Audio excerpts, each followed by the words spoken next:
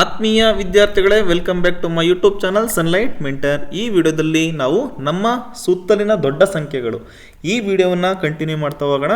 So ಇಲ್ಲಿ ನಾವು ಮೊದಲಿಗೆ ದೊಡ್ಡ ಸಂಖ್ಯೆಗಳ ಒಂದು ಅನುಭವವನ್ನು ಪಡೆಯೋದು. ಈಗ ನಾವು ಹಿಂದಿನ ವಿಡಿಯೋದಲ್ಲಿ ನಾವು ತಿಳ್ಕೊಂಡಿದ್ವಿ 1 ಲಕ್ಷದವರೆಗೆ, ಅಂದರೆ 1 ಲಕ್ಷದ ಸಂಖ್ಯೆಗಳು ನಾವು ಹೇಗೆ ಬರುತ್ತೆ ಅನ್ನೋದನ್ನು ಒಂದು ಕ್ಲಿಯರ್ ಪಿಕ್ಚರ್ ನಮಗೆ ಸಿಕ್ಕಿದೆ. ಈಗ ನಾವು ಇಲ್ಲಿ ನೋಡ್ಬೋದು, ಇಲ್ಲಿ ಕೊಟ್ಟಿದ್ದಾರೆ ಏಕತಾ ಪ್ರತಿಮೆ 180 ಮೀಟರ್ ಇದೆ ಅಂತ ಕೊಟ್ಟಿದ್ದಾರೆ. ಸೊ ಮತ್ತೆ ಇಲ್ಲಿ ಕರ್ನಾಟಕದಿಂದ ಕುಂಚಿಕಲ್ ಜಲಪಾತ ನೀರು 450 ಮೀಟರ್ ಇದೆ ಅಂತ ಕೊಟ್ಟಿದ್ದಾರೆ. ಇದೇನಕ್ಕೆ ಕೊಟ್ಟಿದ್ದಾರೆ? ಈಗ ನಾವು ಏನು ಹೇಳೋದು, ಜೋಗ್ ಫಾಲ್ಸು ಅಷ್ಟು ಹೈಟ್ ಇದೆ, ಇಷ್ಟು ಹೈಟ್ ಇದೆ ಅಂತ ಹೇಳ್ತಾ ಇರ್ತೀವಿ. ಈಗ ಮುಳ್ಳಂಗಿರಿ ಎಷ್ಟು ತುಂಬ ನಮ್ಮ ಕರ್ನಾಟಕದ ಅತ್ಯಂತ ಎತ್ತರ ಶಿಖರ ಅಂತ ಹೇಳ್ತಿರ್ತೀವಿ. ಈಗ ನಮಗೆ ಎಷ್ಟು ಎತ್ತರ ಇದೆ ಅನ್ನೋ ಒಂದು ಇಮ್ಯಾಜಿನೇಷನ್ ಸಿಗಬೇಕು ಅಂದರೆ ನಾವು ಒಂದಕ್ಕೊಂದು ಹೋಲಿಸಿದ್ರೆ ನಮಗೆ ಒಂದು ಕಣ್ಮುಂದೆ ಒಂದು ಇಮ್ಯಾಜಿನೇಷನ್ ಬರುತ್ತೆ, ಎಷ್ಟೆಷ್ಟು ಹೈಟ್ ಬರುತ್ತೆ ಅಂತ. ಇಲ್ಲಿ ಪಕ್ಕದಲ್ಲಿ ಒಂದು ಬಿಲ್ಡಿಂಗ್ ಇದೆ, ನೀವು ನೋಡ್ಬೋದು. ಈ ಬಿಲ್ಡಿಂಗಲ್ಲಿ ಇಲ್ಲಿ ಸೋಮು ನಿಂತಿದ್ದಾನೆ. ಸೋಮು ಎಷ್ಟು ಹೈಟ್ ಇದ್ದಾನೆ ಅಂದರೆ 1 ಮೀಟರ್ ಹೈಟ್ ಇದ್ದಾನೆ. ಇಲ್ಲಿ ಕೊಟ್ಟಿದ್ದಾರೆ ಸೋಮು ಬಲಭಾಗದಲ್ಲಿ ನೀಡಿರೋ ಚಿತ್ರನ ನೀವು ವೀಕ್ಷಿಸಿ. ಸೋಮು 1 ಮೀಟರ್ ಎತ್ತರ ಇದ್ದಾನೆ. ಸೋಮು ಎಷ್ಟು ಎತ್ತರ ಇದ್ದಾನೆ? 1 ಮೀಟರ್ ಎತ್ತರ ಇದ್ದಾನೆ. ಓಕೆನಾ? ಹಾಗೆ ನಂತರ ಇಲ್ಲಿ ನೋಡಿ, ಪ್ರತಿ ಮಹಡಿಯು, ಇಲ್ಲಿ ಒಂದು ಬಿಲ್ಡಿಂಗ್ ಇದೆಯಲ್ಲ, ಈ ಬಿಲ್ಡಿಂಗಲ್ಲಿ ಒಂದಷ್ಟು ಮಹಡಿಗಳಿದೆ. ಆ ಪ್ರತಿ ಮಹಡಿಯು ಸೋಮುವಿನ 4 ಇರುತ್ತೆ. ಅಂದರೆ ಸೋಮು 1 ಮೀಟರ್ ಇದ್ದರೆ ಪ್ರತಿ ಮಹಡಿಯು ಎಷ್ಟು ಮೀಟರ್ ಇರುತ್ತೆ? 4 ಮೀಟರ್ ಇರುತ್ತೆ. ಸೊ ಇಲ್ಲಿ ಎಮ್ ಅಂತ ಬರ್ಕೊಳ್ಳಿ, ಅಥವಾ ನೀವು ಕನ್ನಡದಲ್ಲಿ ಮೀ ಅಂತ ನಾವು ಬರಿಬೋದು. ಸೊ ಎರಡು ಓಕೆ, ತೊಂದರೆ ಇಲ್ಲ. ಈಗ ಇಲ್ಲಿ ಗಮನಿಸ್ತಾ ಹೋಗೋಣ. ಕ್ವಶನ್ ಇದೆ, ಯಾವುದು ಎತ್ತರ, ಏಕತಾ ಪ್ರತಿಮೆ ಅಥವಾ ಈ ಕಟ್ಟಡ ಎಷ್ಟು ಹೆಚ್ಚು ಎತ್ತರವಿದೆ ನೋಡೋಣ. ಫಸ್ಟು ಇಲ್ಲಿ ನಮ್ಗೆ ಗೊತ್ತಿದೆ ಏಕತಾ ಪ್ರತಿಮೆ 180 ಮೀಟರ್ ಇದೆ. ಇಲ್ಲಿ ಕಟ್ಟಡ ಎಷ್ಟು ಎತ್ತರ ಇದೆ ನೋಡ್ಕೋಣ. ಫಸ್ಟ್ ಇಲ್ಲಿ ಎಷ್ಟು ಮಹಡಿಗಳಿದೆ ನೋಡ್ತಾ ಹೋಗೋಣ. 1 2 3 4 5 6 7 8 9 10. ಇನ್ನು ಕೆಳಗಡೆ ಒಂದಿದೆ ಗ್ರೌಂಡ್ ಫ್ಲೋರು, ಅದನ್ನು ಸೇರಿಸಿದ್ರೆ ಒಟ್ಟು ನಮಗೆ ಇಲ್ಲಿ ಎಷ್ಟು ಮಹಡಿಗಳಾಗುತ್ತೆ? 11 ಮಹಡಿಗಳಾಗುತ್ತೆ. ಅರ್ಥ ಆಯ್ತಲ್ಲ? ಸೊ ಇಲ್ಲಿ ಒಟ್ಟು 11 ಮಹಡಿಗಳಿದೆ. 11 ಮಹಡಿಗಳನ್ನು ಟೋಟಲ್ಲು ಎಷ್ಟು ಮೀಟ್ರ್ ಆಗುತ್ತೆ? ಒಂದು ಮಹಡಿ 4 ಮೀಟ್ರ್ ಆದರೆ 11 ಮಹಡಿಗೆ ಏನು ಮಾಡಬೇಕು ನಾವು? ಇಲ್ಲಿ ಮಲ್ಟಿಪ್ಲಿಕೇಶನ್ ಮಾಡಬೇಕು. ಇಲ್ಲಿ ನಾವು ಈಗ ಮಾಡ್ಬೋದು, ಒಂದು ಮಹಡಿ, ಸೊ ಇಲ್ಲಿ ಪಕ್ಕದಲ್ಲಿ ಮಾಡ್ತೀವಿ ನೋಡಿ, ಒಂದು ಮಹಡಿ 4 ಮೀಟರ್ ಆದರೆ ಸೊ 11 ಮಹಡಿಗಳು ಎಷ್ಟಾಗುತ್ತೆ? 11 ಮಹಡಿ ಈಸ್ ಈಕ್ವಲ್ ಟು ಇಲ್ಲಿ 11 ಇಂಟು 4 ಮಾಡಿದ್ರೆ ನಿಮಗೆ ಟೋಟಲು 44 ಮೀಟರ್ ಸಿಗುತ್ತೆ. ಅರ್ಥ ಆಯ್ತಲ್ಲ? ಸೊ ಅಲ್ಲಿಗೆ ಯಾವುದು ಎತ್ತರ? ಇಲ್ಲಿ ನಮಗೆ ಮಹಡಿ 44 ಮೀಟರ್ ಇದೆ, ಏಕತಾ ಪ್ರತಿಮೆ ಎಷ್ಟು ಮೀಟರ್ ಇದೆ? 180 ಮೀಟರ್ ಇದೆ. ಸೊ ಎರಡಕ್ಕೂ ಡಿಫ್ರೆನ್ಸ್ ಎಷ್ಟಾಯಿತು? ಇಲ್ಲಿ ಎತ್ತರ ಇರೋದೆ ನಮಗೆ ಏಕತಾ ಪ್ರತಿಮೆ, ಎರಡಕ್ಕೂ ವ್ಯತ್ಯಾಸ ಎಷ್ಟು ಬರುತ್ತೆ? 180ರಿಂದ ನೀವು 44 ಕಳಿಬೇಕು. ಸೊ 180ರಿಂದ 44 ಕಳೆದ್ರೆ ನಿಮ್ಗೆ ಎಷ್ಟು ಸಿಗುತ್ತೆ? 136. ಸೊ ಅಲ್ಲಿಗೆ ಎಷ್ಟು ಮೀಟರ್ ಎತ್ತರ ಇದೆ ಏಕತಾ ಪ್ರತಿಮೆ? ಈ ಬಿಲ್ಡಿಂಗಿಂತ ಇಲ್ಲಿ ನೀವು ಏಕತಾ ಪ್ರತಿಮೆ 136 ಮೀಟರ್ ಎತ್ತರ ಇದೆ. ಸೊ ನೆಕ್ಸ್ಟ್ ಕ್ವಶನ್ ನೋಡೋಣ. ಏಕತಾ ಪ್ರತಿಮೆಯು ಸೋಮುವಿನ ಕಟ್ಟಡದ ಎತ್ತರಕ್ಕೆ ಸಮೀಪವಾಗಿ 4 ಪಟ್ಟು ಹೆಚ್ಚು ಎತ್ತರವಿದೆ ಅಂತ ಹೇಳ್ಬೋದು. ಇಲ್ಲಿ 44 ಮೀಟರು ಈ ಬಿಲ್ಡಿಂಗ್, ಅಂದರೆ ನಮಗೆ ಇಲ್ಲಿ ಕಟ್ಟಡ ಇದೆ, ಆ ಕಟ್ಟಡ 44 ಮೀಟರ್ ಇದೆ. ಇದ್ರ 4ರಷ್ಟು ಏಕತಾ ಪ್ರತಿಮೆ ಇದೆ ಅಂತ ಇಲ್ಲಿ ನಾವು ಹೇಳ್ಬೋದು. ಸೊ ನಂತರ ನೋಡೋಣ, ಸೋಮುವಿನ ಕಟ್ಟಡಕ್ಕಿಂತ ಕುಂಚಿಕಲ್ ಜಲಪಾತವು ಎಷ್ಟು ಎತ್ತರವಾಗಿದೆ? ಕುಂಚಿಕಲ್ ಜಲಪಾತ ಎಷ್ಟು ಎತ್ತರ ಅಂತ ಹೇಳ್ತಾರೆ? 450 ಮೀಟ್ರ್ ಇದೆ, ಹೌದಲ್ವಾ? ಸೊ 450 ಮೀಟ್ರು ಕುಂಚಿಕಲ್ ಜಲಪಾತ ಆದರೆ ಸೋಮುವಿನ ಕಟ್ಟಡ ಎಷ್ಟು ಎತ್ತರವಿದೆ? 44 ಮೀಟರ್ ಇದೆ. ಸೊ ಎರಡಕ್ಕೂ ವ್ಯತ್ಯಾಸ ಎಷ್ಟು ಬರುತ್ತೆ? ಇಲ್ಲಿ 450 44 ಕಳೆದ್ರೆ ನಮಗೆ ಇಲ್ಲಿ ಎಷ್ಟು ಸಿಗುತ್ತೆ? 406 ಮೀಟರ್ ಎತ್ತರ ಬರುತ್ತೆ. ಸೊ ಇದು ಒಂದು ಅಂದಾಜು ಅಂತ ಹೇಳ್ಬೋದು. ಓಕೆ, ಸೊ ಅಲ್ಲಿಗೆ ಏನು ಹೇಳ್ಬೋದು ನಾವು? ಇಲ್ಲಿ ಸೋಮುವಿನ ಕಟ್ಟಡಕ್ಕಿಂತ ಕುಂಚಿಕಲ್ ಜಲಪಾತವು 406 ಮೀಟರ್ ಎತ್ತರ ಇದೆ, ಅಂದರೆ ಜಾಸ್ತಿ ಎತ್ತರ ಇದೆ ಅಂತ ಹೇಳ್ಬೋದು. ನಂತರ ನೋಡೋಣ, ಜಲಪಾತದ ಎತ್ತರಕ್ಕೆ ಸಮವಾಗಲು ಸೋಮುವಿನ ಕಟ್ಟಡದಲ್ಲಿ ಎಷ್ಟು ಮಹಡಿಗಳಿರಬೇಕು? ಜಲಪಾತ ಇಲ್ಲಿ 450 ಮೀಟರ್ ಇದೆ, ಹೌದಾ? ಇಲ್ಲಿ ಸೋಮುವಿನ ಕಟ್ಟಡ ಎಷ್ಟು ಮೀಟರ್ ಇದೆ? 44 ಮೀಟರ್ ಇದೆ. ಓಕೆ, ಸೊ ಇಲ್ಲಿ ಎಷ್ಟು ಮಹಡಿಗಳಿರಬೇಕು ಅಂತ ಹೇಳ್ತಿದ್ದಾರೆ. ಈಗ ಸೋಮುವಿನ ಕಟ್ಟಡದಲ್ಲಿ 11 ಮಹಡಿಗಳಿದೆ. 11 ಮಹಡಿಗಳಿಗೆ 44 ಮೀಟ್ರ್ ಆದರೆ 450 ಮೀಟ್ರ್ ನಾವು ತಲುಪಬೇಕು ಅಂದರೆ ಇದ್ರ 10 ಪಟ್ಟು ಆಗಬೇಕು. ಅಂದರೆ ಇಲ್ಲಿ ನೋಡಿ 44 ಇಂಟು 10 ಬಂದರೆ ಎಷ್ಟಾಗುತ್ತೆ?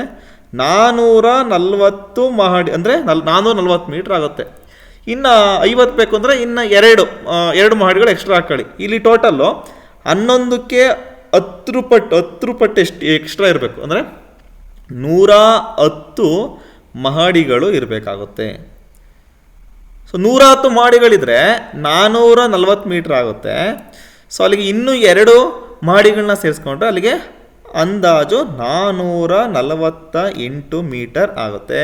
ಅಲ್ಲಿಗೆ ಜಲಪಾತದ ಎತ್ತರಕ್ಕೆ ಸಮವಾಗಲು ಸೋಮುವಿನ ಕಟ್ಟಡದಲ್ಲಿ ಎಷ್ಟು ಮಹಡಿಗಳಿರಬೇಕು ಅಂದರೆ 110ಕ್ಕೆ 2 ಸೇರಿಸ್ಕೊಳ್ಳಿ, 112 ಮಹಡಿಗಳಿದ್ರೆ ಹತ್ತತ್ರ ಇಲ್ಲಿ ಕುಂಚಿಕಲ್ ಜಲಪಾತ ಆ ಎತ್ತರಕ್ಕೆ ಸಮವಾಗುತ್ತೆ ಅಂತ ನಾವು ಇಲ್ಲಿ ಹೇಳ್ಬೋದು. ಸೊ ಮುಂದೆ ನೋಡ್ತೋಣ. ಇಲ್ಲಿ ನೋಡಿ 1 ಲಕ್ಷ ಅಷ್ಟು ದೊಡ್ಡ ಸಂಖ್ಯೆಯೇ. ಸೊ ಇಲ್ಲಿ ಈಶ್ವರಪ್ಪ, ರೋಕ್ಸಿ ಮತ್ತು ಇಷ್ಟು ಅವರು ಡಿಸ್ಕಸ್ ಮಾಡ್ತಾರೆ. 1 ಲಕ್ಷ ಅಷ್ಟು ದೊಡ್ಡದೇ. ಇಲ್ಲಿ ನಾವು ಲಾಸ್ಟ್ ಕ್ಲಾಸಲ್ಲಿ ಡಿಸ್ಕಸ್ ಮಾಡಿದ್ವಿ. ನಾವು ಒಂದು ವಿಧದ ಅಕ್ಕಿಯನ್ನು ತಿಂದರೆ ನಾವು 100 ವರ್ಷ ಬದುಕಿದ್ರೆ ಎಷ್ಟು ವಿಧದ ಅಕ್ಕಿನ ತಿನ್ಬೋದು, ಅಥವಾ ದಿನಕ್ಕೆ 2 ವಿಧ ತಿಂದರೆ ಅಥವಾ 3 ವಿಧ ತಿಂದರೆ ಎಷ್ಟು ವಿಧದ ಅಕ್ಕಿನ ತಿನ್ಬೋದು ಅಂತ ನಾವು ಹಿಂದಿನ ಕ್ಲಾಸಲ್ಲಿ ಡಿಸ್ಕಸ್ ಮಾಡಿದ್ವಿ. ಇಲ್ಲಿ ನೋಡ್ತಾ ಹೋಗೋಣ.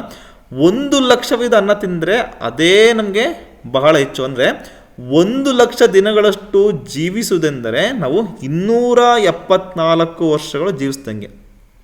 ಏನಾದ್ರು ನೀವು 1 ಲಕ್ಷ ದಿನಗಳಿಂದ ನೀವು ಬದುಕಿದ್ದೀರಾ ಅಂದರೆ ನೀವು 274, ಇದು ಸಾಧ್ಯ ಇಲ್ಲ ಅಲ್ವಾ? ಸೊ ನೋಡೋಣ. ಅದೇ ಥರ ಒಂದು ಸಾಲಿನಲ್ಲಿ 1 ಲಕ್ಷ ಜನರು ಒಬ್ಬರ ಭುಜಕ್ಕೆ ಮತ್ತೊಬ್ಬರು ಹೊಂದಿಕೊಂಡು ನಿಂತರೆ ಟೋಟಲು ಎಷ್ಟು ಕಿಲೋಮೀಟ್ರ್ ನಿಂತ್ಕೊಂಡಾಗುತ್ತೆ? 38 ಕಿಲೋಮೀಟರ್ ನಿಂತ್ಕೊಂಡು. ಇದು ಅಂದಾಜು ನೀವು ಹೇಳ್ಬೋದು. ಓಕೆ, ನಂತರ ಅಹಮದ್ ಇಲ್ಲಿ ನೋಡಿ ಹೇಳ್ಬೋದು ಈ ಸಂಖ್ಯೆ ಅಷ್ಟು ದೊಡ್ಡದಲ್ಲ ಅಂತ ಇಷ್ಟು ಹೇಳ್ತಾನೆ. ಸೊ ಇಲ್ಲಿ ಅಹಮದಾಬಾದ್ನಲ್ಲಿರುವ ಕ್ರಿಕೆಟ್ ಸ್ಟೇಡಿಯಂ 1 ಲಕ್ಷಕ್ಕೂ ಹೆಚ್ಚಿನ ಆಸನ ವ್ಯವಸ್ಥೆಯನ್ನು ಹೊಂದಿದೆ ಎಂದು ನಮಗೆ ಗೊತ್ತಿದೆ. ಇಲ್ಲಿ ಅಹಮದಾಬಾದ್ನಲ್ಲಿರುವ ಕ್ರಿಕೆಟ್ ಸ್ಟೇಡಿಯಂ 1 ಲಕ್ಷಕ್ಕಿಂತ ಹೆಚ್ಚಿದೆ ಅಂತ ಹೇಳ್ತಾರೆ. ಅಲ್ಲಿ ಅಷ್ಟು ಚಿಕ್ಕ ಸ್ಥಳದಲ್ಲಿ 1 ಲಕ್ಷ ಜನರು ಹೆಂಗೆ ಕೂತ್ಕೋಬೋದು?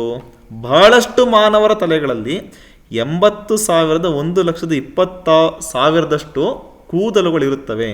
ಅಷ್ಟು ಸಣ್ಣ ಜಾಗದಲ್ಲಿ ಅಷ್ಟು ಕೂದಲುಗಳಿರ್ತಾವ? ಊಹಿಸೋಕ್ಕೆ ಸಾಧ್ಯನಾ? ಸೊ ಜಸ್ಟ್ ಥಿಂಕ್ ಮಾಡಿ. ನೆಕ್ಸ್ಟು, ಮೀನುಗಳಲ್ಲಿ ಕೆಲವು ತಳಿಯ ಮೀನುಗಳಿದ್ದು ಅವುಗಳಲ್ಲಿ ಒಂದು ಹೆಣ್ಣು ಮೀನು ಒಮ್ಮೆಲೆ ಬಹುತೇಕ 1 ಲಕ್ಷದಷ್ಟು ಮೊಟ್ಟೆಗಳನ್ನು ಆರಾಮಾಗಿ ಇಡುತ್ತದೆ. ಸೊ ನಿಮಗೆ ಗೊತ್ತಿರಬೇಕು, ನೀವು ಮೀನಿನ ತತ್ತಿಯನ್ನು ನೋಡಿದರೆ ಅದರಲ್ಲಿ ಚಿಕ್ಕದಾಗಿರುತ್ತೆ. ಸೊ ಅಲ್ಲಿ ಕೆಲವು ತಳಿಗಳ ಮೀನುಗಳಿರ್ತವೆ. ಒಂದು ಹೆಣ್ಣು ಮೀನು ಏನು ಮಾಡುತ್ತೆ, ಒಂದು ಸಲಿಗೆ ಲಕ್ಷದಷ್ಟು ಮೊಟ್ಟೆಯನ್ನು ಇಡುತ್ತೆ. 1 ಲಕ್ಷವನ್ನು ಹೇಗೆ ನೋಡ್ತೀರಾ? 1 ಲಕ್ಷ ಅಷ್ಟು ದೊಡ್ಡದಾ ಅಥವಾ ಚಿಕ್ಕದಾ? ಸೊ ಮುಂದೆ ನೋಡ್ತಾ ಹೋಗೋಣ. 1 ಲಕ್ಷನೇ ದೊಡ್ಡದಾ, ಇಲ್ಲ ಇನ್ನೂ ಅದಕ್ಕಿಂತ ದೊಡ್ಡ ಸಂಖ್ಯೆಗಳಿದಾವ ಅಂತ ನೋಡ್ತಾ ಹೋಗೋಣ. ಇಲ್ಲಿ ನಾವು ಸಂಖ್ಯೆಗಳನ್ನು ನೋಡ್ತಾ ಬಂದರೆ 2 ಪದ್ಧತಿ ಇದೆ. ಒಂದು ಭಾರತೀಯ ಸಂಖ್ಯಾ ಪದ್ಧತಿ, ಒಂದು ಇಂಡಿಯನ್ ಸಿಸ್ಟಮ್ ಅಂತ ಹೇಳ್ತೀವಿ. ಇನ್ನೊಂದು ಅಂತಾರಾಷ್ಟ್ರೀಯ ಸಂಖ್ಯಾ ಪದ್ಧತಿ ಅಂತ ನಾವು ಹೇಳ್ತೀವಿ. ಸೊ 2 ಪದ್ಧತಿಗಳಿದೆ. ನಾವು ಈಗ ಫಸ್ಟು ಭಾರತೀಯ ಸಂಖ್ಯಾ ಪದ್ಧತಿನ ತಿಳ್ತಾ ಹೋಗೋಣ. ಭಾರತೀಯ ಸ್ಥಾನಬೆಲೆ ಪದ್ಧತಿಯಲ್ಲಿ ಇಲ್ಲಿ ನೋಡಿ 45,830 ತಗೊಂಡ್ರೆ 5 ಅಂಕಿಯ ಸಂಖ್ಯೆಗಳನ್ನು ಈಗ ಬಳಸ್ತಿದೆ. ಈಗ ನೋಡಿ ಇಲ್ಲಿ ಮೊದಲಿಗೆ ನಾವು 3 ಸಂಖ್ಯೆಗಳಾದಮೇಲೆ ಕಾಮವನ್ನು ಇಡ್ತೀವಿ. ಸೊ ಇದಕ್ಕಿಂತ ಈಗ 5 ಅಂಕೆಗಳ ಸಂಖ್ಯೆಗಳು ಬಂದಾಗ ನಮಗೆ ನೋಡಿ 45,830 ಇದ್ದಾಗ ಮೊದಲಿಗೆ 3 ಅಂಕಿಗಳಾದಮೇಲೆ ನಾವು ಒಂದು ಕಾಮವನ್ನು ಇಡ್ತೀವಿ. ಇದಕ್ಕಿಂತ ಹೆಚ್ಚಾಗಿ ಬಂದರೆ ಅಂದರೆ 5 ಅಂಕೆ ಆದಮೇಲೆ 1 ಲಕ್ಷ 6 ಅಂಕಿಗಳು ಬಂದರೆ, ಸೊ 6 ಅಂಕಿಗಳ ಸಂಖ್ಯೆಗಳು ಬಂದರೆ ನಾವು ಹೇಗೆ ಕಾಮವನ್ನು ಇಡ್ತೀವಿ? ನಮ್ಮ ಭಾರತೀಯ ಸ್ಥಾನ ಬೆಲೆ ಪದ್ಧತಿಯಲ್ಲಿ ಮೊದಲಿಗೆ 3 ಅಂಕಿಗಳಿಗೆ ನಾವು ಕಾಮವನ್ನು ಇಡ್ತೀವಿ. ಭಾರತೀಯ ಸಂಖ್ಯಾ ಪದ್ಧತಿಯಲ್ಲಿ ನಂತರ ಫಸ್ಟು 3 ಆದಮೇಲೆ ಇನ್ನು 2 ಅಂಕಿಗಳಿಗೆ ಬಿಟ್ಬಿಟ್ಟು ನಾವು ಕಾಮವನ್ನು ಇಡ್ತೀವಿ. ಸೊ ಇಲ್ಲಿ ಗಮನಿಸೋಣ. ಕೆಳಗಡೆ ನಾವು 1 ಲಕ್ಷ ನಾವು ಈಗಾಗಲೇ ಬಳಸಿದ್ದೀವಿ. ಇಲ್ಲಿ ಕೊಟ್ಟಿದ್ದಾರೆ ನೋಡಿ, ಇಲ್ಲಿ ಒಟ್ಟು 7 ಅಂಕಿಗಳ ಸಂಖ್ಯೆಗಳಿದೆ. ಈ ಸಂಖ್ಯೆಯನ್ನು ನಾವು ಏನಂತ ಹೇಳ್ತೀವಿ? 12,78,830 ಅಂತ ಗುರುಸ್ತೀವಿ. ಇಲ್ಲಿ ನೋಡ್ಬೋದು, ಮೊದಲಿಗೆ ನೀವು ಸ್ಥಾನಗಳನ್ನು ಹೇಳ್ತಾ ಬಂದರೆ ಬಿಡಿ, 10, 100, 1000, 10,000, ಲಕ್ಷ, 10 ಲಕ್ಷ. ಇಲ್ಲಿ ಸಾವಿರದಕ್ಕೆ ಬಂದರೆ ಇವೆರಡು 78 ಇದೆಯಲ್ವ ಇದು. ಸೊ ಇವೆರಡು ಸಾವಿರಕ್ಕೆ ಬರ್ತವೆ, 8 ಮತ್ತು 7. ಅದರಲ್ಲಿ 8,000, 7 10,000 ಅಂತ ಹೇಳ್ತೀವಿ.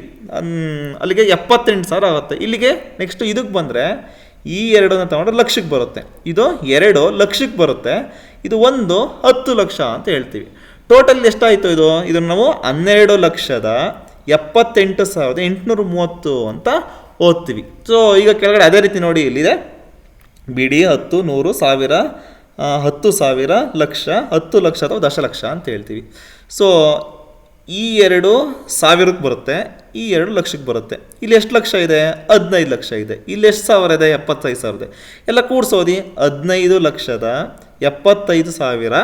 ಇಲ್ಲಿ ಮುಂದೆ ಎಲ್ಲ ಸೊನ್ನೆರಿಂದ ನಾವು ಹೇಳ್ತೀವಿ 15,75,000 ಅಂತ ಅಷ್ಟೇ ಹೇಳ್ತೀವಿ. ಸೊ ಇಲ್ಲಿ ಕೆಳಗಡೆ ಮುಂದೆ ಹೇಳಿರೋ ಪ್ರತಿ ಸಂಖ್ಯೆನ ಪದಗಳಲ್ಲಿ ಬರೆಯಿರಿ ಅಂತ ಹೇಳ್ತಿದ್ದಾರೆ. ಸೊ ಇಲ್ಲೂ ಅಷ್ಟೇ ನೋಡಿ, ಬಿಡಿ 10, 100, ಇದು 1000. ಇಲ್ಲಿ 1000 ಎಷ್ಟಿದೆ? ಸಾವಿರಗಳು ಯಾವುದು ಇಲ್ಲ, ಸೊ ಬಿಟ್ಟಾಕಿ. ಈ ಲಕ್ಷ, ಸೊ ಈ ಲಕ್ಷದಕ್ಕೆ ಬಂದರೆ ಎಷ್ಟಿದೆ? ಬರೀ ಒಂದೇ ಅಂಕಿ ಇದೆ, ಅದನ್ನು 3 ಲಕ್ಷ ಇದೆ. ಸೊ ಇಲ್ಲಿ ನಾವೇನು ಬರೀಬೋದು? 3 ಲಕ್ಷದ. ಸೊ 1000 ಏನಿದೆಯಾ? 1000 ಏನೂ ಇಲ್ಲ. 3 ಲಕ್ಷದ ಇದೆಷ್ಟಿದೆ ಟೋಟಲು? 600. 3,06,100 ಅಂತ ಬರೀಬೋದು. ಓಕೆನಾ? ಸೊ ನೆಕ್ಸ್ಟ್ ಬರೋಣ. ಇಲ್ಲಿ ಅದೇ ನೋಡಿ, ಇಲ್ಲೂ ಕೂಡ ಎಷ್ಟು? 6 ಅಂಕಿಗಳಿವೆ. ಬಿಡಿ 10, 100, 1000, 10,000. ಇಲ್ಲಿ 1000ರಲ್ಲಿ ಎಷ್ಟಿದೆ? ಸೊ 10,000ರಲ್ಲಿ ಏನೂ ಇಲ್ಲ, 0 ಇದೆ. ಅಲ್ಲಿ ಟೋಟಲ್ ಇದು 4,000 ಆಯಿತು. ಇದು ಲಕ್ಷದರಲ್ಲಿ ಒಂದೇ ಇದೆ, ಅದೇ. ಸೊ ಈ ಬೆಲೆ ಯಾವುದು? ಸ್ಥಾನ, ಇದು ಲಕ್ಷದ ಸ್ಥಾನ. ಅಲ್ಲಿಗೆ ಒಟ್ಟು 5 ಲಕ್ಷ ಇದೆ. ಸೊ ಇದನ್ನು ಬರೆಯೋಣ.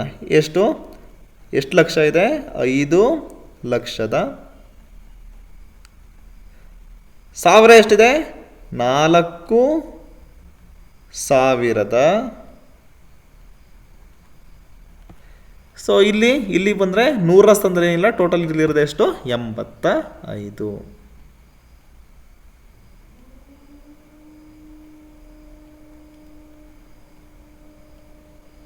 ಸೊ ಅರ್ಥ ಆಯ್ತಲ್ಲ? ಸೊ ಇಲ್ಲಿಗೆ ಬರೋಣ. Next C question. ಬಿಡಿ 10, 100, ಕಾಮ 1000, 10,000, 10,000 ಮತ್ತು ಕಾಮ. ಇದು 1000ರಲ್ಲಿ ಎಷ್ಟು ಸಾವಿರ ಇದೆ? 30,000 ಇದೆ. ನೆಕ್ಸ್ಟ್ ನೋಡಿ, ಲಕ್ಷ, 10 ಲಕ್ಷ. ಸೊ ಲಕ್ಷದ ನಾವು ಈ ಲಕ್ಷದ ಕಂಪಾರ್ಟ್ಮೆಂಟಿಗೆ ಬಂದರೆ ಸೊ 27 ಲಕ್ಷ ಬರುತ್ತೆ. ಸೊ ಇದನ್ನು ಬರೆಯೋಣ. ಎಷ್ಟು ಬರುತ್ತೆ? 27 ಲಕ್ಷದ. 1000 ಎಷ್ಟು ಸಾವಿರ ಇದೆ?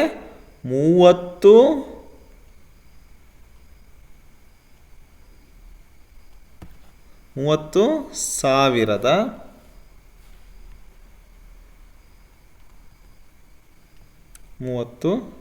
ಅಂತ ತೊಗೊಂಡ್ರೆ ಇಲ್ಲಿ 1000 ಅಷ್ಟೇ. ಲಾಸ್ಟಿಗೆ ಇಲ್ಲಿ 100 ಮತ್ತು 10 ಮತ್ತು ಇಲ್ಲಿ ಬಿಡಿ ಸ್ಥಾನದಲ್ಲಿ ಏನು ಇದ್ರಿಂದ ಲಾಸ್ಟಿಗೆ ನಾವು 30,000 ಅಂತ ನಿಲ್ಲಿಸ್ತೀವಿ. ಸೊ ನೆಕ್ಸ್ಟ್ ಕ್ವಶನ್ ನೋಡೋಣ. ಇಲ್ಲಿ ಬಿಡಿ 10, 100, ಕಾಮ ಹಾಕ್ತೀವಿ. 1000, 10,000. ಸೊ 1000ಕ್ಕೆ ಬಂದರೆ ಟೋಟಲ್ 53,000 ಇದೆ. ಸೊ ಲಕ್ಷ ಮತ್ತು 10 ಲಕ್ಷ. ಲಕ್ಷದಕ್ಕೆ ಬಂದರೆ ಟೋಟಲ್ ಇಲ್ಲಿ ನಮಗೆ 70 ಲಕ್ಷ ಇದೆ. ಇದನ್ನು ಬರೆಯೋಣ. ಎಷ್ಟಿದೆ? 70 ಲಕ್ಷದ. 53,000ದ. 53,000ದ 198. ಸೊ ಅರ್ಥ ಆಯ್ತಲ್ಲ? ಸೊ ಮುಂದೆ ನೋಡ್ತಾ ಹೋಗೋಣ. ಇಲ್ಲಿ ಮುಂದಿನ ಪ್ರತಿಯೊಂದಕ್ಕೂ ಭಾರತೀಯ ಸ್ಥಾನಬೆಲೆ ಪದ್ಧತಿಯಲ್ಲಿ ಸಂಬಂಧಿಸಿದ ಸಂಖ್ಯೆಯನ್ನು ಬರೆಯಿರಿ ಅಂತ ಹೇಳ್ತಿದ್ದಾರೆ. So very important. ನಾವು ಕಾಮವನ್ನು ಹಾಕ್ಬಿಟ್ಟು ಬರೀಬೇಕು, ಭಾರತೀಯ ಪದ್ಧತಿಯಲ್ಲಿ ಆಗಿರೋದ್ರಿಂದ. ಸೊ ನಮಗೆ ಭಾರತೀಯ ಪದ್ಧತಿ ಮತ್ತು ಅಂತಾರಾಷ್ಟ್ರೀಯ ಪದ್ಧತಿ ಹೇಗೆ ಗೊತ್ತಾಗುತ್ತೆ ಅಂದರೆ, ನಾವು ಇಲ್ಲಿ ಕಾಮದಲ್ಲಿ ನಾವು ಅಂದರೆ ವ್ಯತ್ಯಾಸವನ್ನು ನಾವು ತಿಳಿಸ್ತೀವಿ.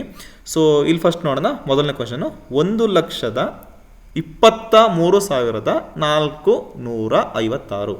ಸೊ ಇಲ್ಲಿ ಲಕ್ಷದಲ್ಲಿ ಎಷ್ಟಿದೆ ನೋಡೋಣ. 1 ಲಕ್ಷ, ಕಾಮ ಹಾಕಿ. 23,000. 1000ದಲ್ಲಿ ಎಷ್ಟಿದೆ? 23,000. ನೆಕ್ಸ್ಟು ಇಲ್ಲಿ ಬಂದರೆ 456. 456. ಸೊ ಇಲ್ಲಿ ನೋಡಿ, 1,23,456. ಅದೇ ಥರ ಬಿ ಕ್ವಶನ್ ನೋಡ್ತಾ ಹೋಗೋಣ.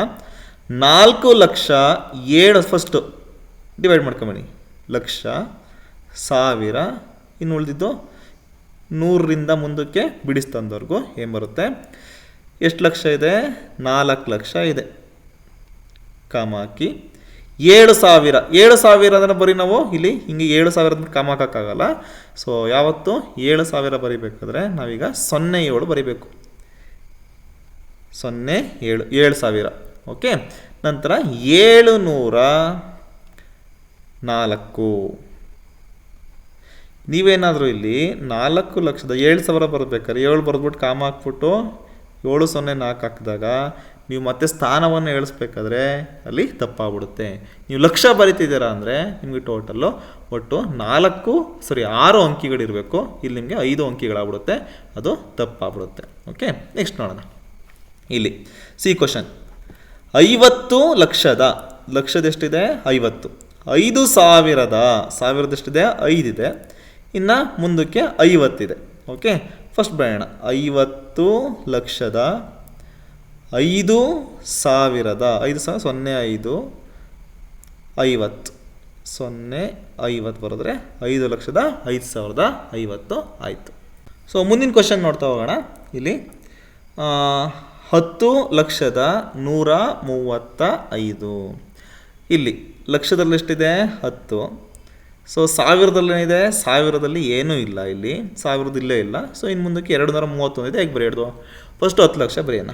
10 ಲಕ್ಷದ 1000ರಲ್ಲಿ ಏನಿಲ್ಲ ಅಂದರೆ 00 ಹಾಕಿ 2. ಸೊ 235. 235 ಅರ್ಥ ಆಯ್ತಲ್ಲ? ಸೊ ಇಲ್ಲಿ ನಾವು ಈ ತರಗತಿಯಲ್ಲಿ ಏನು ತಿಳ್ಕೊಂಡಿದ್ದೀವಿ? ಭಾರತೀಯ ಸಂಖ್ಯಾ ಪದ್ಧತಿ ಮತ್ತು ನಾವು ಅಳತೆಗಳನ್ನು ನಾವು ಹೇಗೆ ಒಂದಕ್ಕೊಂದು ಹೋಲಿಸೋದು ಅನ್ನೋದನ್ನು ತಿಳ್ಕೊಂಡಿದ್ದೀವಿ. ಸೊ ಮುಂದಿನ ಕಾನ್ಸೆಪ್ಟು 10ರ ಭೂಮಿ ಅಂತ ಬರುತ್ತೆ. ಸೊ ಅದು ಸ್ವಲ್ಪ ಡಿಫ್ರೆಂಟ್ ಆಗಿದೆ. ಸೊ ವೆರಿ ಇಂಪಾರ್ಟೆಂಟು, ತುಂಬ ಚೆನ್ನಾಗಿದೆ. ಅದನ್ನು ನಾವು ಮುಂದಿನ ತರಗತಿಯಲ್ಲಿ ಮುಂದಿನ ವಿಡಿಯೋದಲ್ಲಿ ನಾವು ನೋಡ್ತಾ ಹೋಗೋಣ. ಈ ವಿಡಿಯೋ ಇಷ್ಟ ಆಗಿದರೆ ಲೈಕ್ ಮಾಡಿ, ಶೇರ್ ಮಾಡಿ ಮತ್ತು ಸಬ್ಸ್ಕ್ರೈಬ್ ಮಾಡೋದನ್ನು ಮರಿಬೇಡಿ. ಯಾಕಂದರೆ ನಾನು ಮುಂದೆ ಮಾಡೋ ವಿಡಿಯೋ ನೋಟಿಫಿಕೇಷನ್ ನಿಮ್ಗೆ ಬರಬೇಕು ಅಂದರೆ ಸಬ್ಸ್ಕ್ರೈಬ್ ಮಾಡಿ, ಅಲ್ಲಿ ಪಕ್ಕದಲ್ಲಿರೋ ಬೆಲ್ ಐಕನನ್ನು ಪ್ರೆಸ್ ಮಾಡಿರಿ. ಹಾಗೆ ನಿಮಗೆ ಈ ವಿಡಿಯೋದ ಬಗ್ಗೆ ಏನೇ ಡೌಟ್ಸ್ ಇದ್ದರೂ ಕಮೆಂಟ್ ಬಾಕ್ಸಲ್ಲಿ ಕಮೆಂಟ್ ಹಾಕಿ. ಹಾಗೆ ಈ ವಿಡಿಯೋವನ್ನು ನಿಮ್ಮ ಫ್ರೆಂಡ್ಸ್ ಎಲ್ಲರಿಗೂ ಶೇರ್ ಮಾಡಿ, ಅವ್ರಿಗೂ ಕೂಡ ಹೆಲ್ಪ್ ಆಗುತ್ತೆ. Thank you.